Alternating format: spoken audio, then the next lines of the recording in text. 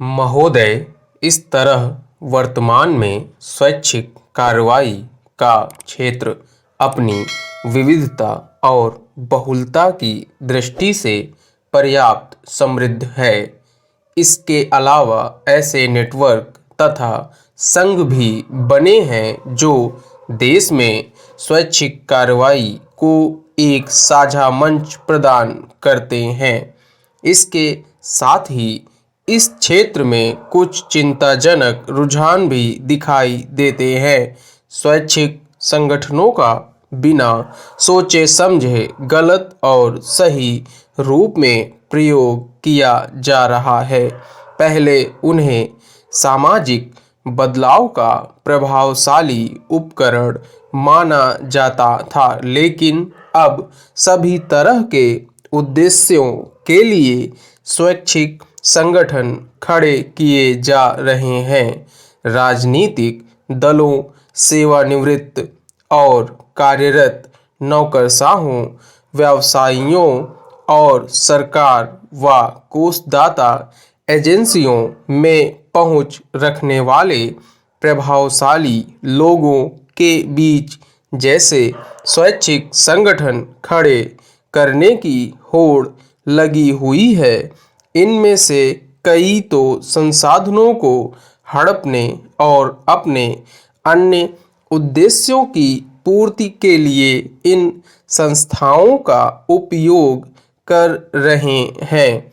एक अन्य चिंताजनक प्रवृत्ति यह देखने में आ रही है कि देश भर में बहुत से संगठनों की सरकारी कोषों और कार्यक्रमों पर निर्भरता बढ़ती जा रही है।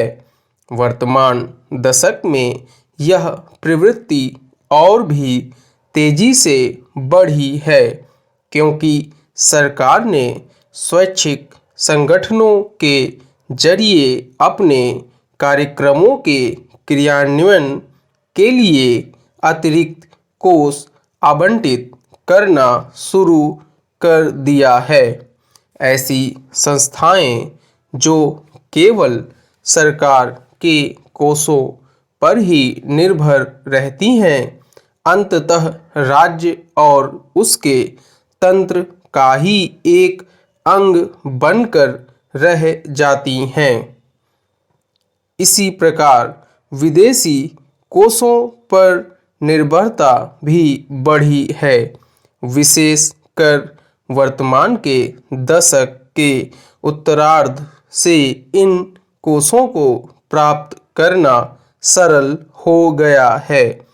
इसका परिणाम यह निकला है कि बहुत से स्वैच्छिक संगठन भूमंडलीय विकास सहायता कार्यक्रम के अंग बनकर रह गए हैं।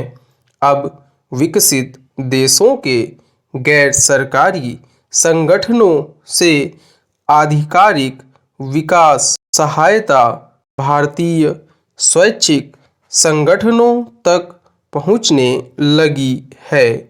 चिंता का एक कारण यह है कि पिछले कुछ वर्षों से स्वैच्छिक क्षेत्र में सामाजिक बदलाव के लिए प्रतिबद्ध युवा पीढ़ी का प्रवेश वैसे नहीं हो पा रहा है जैसे 70 के दशक के अंत में हुआ था।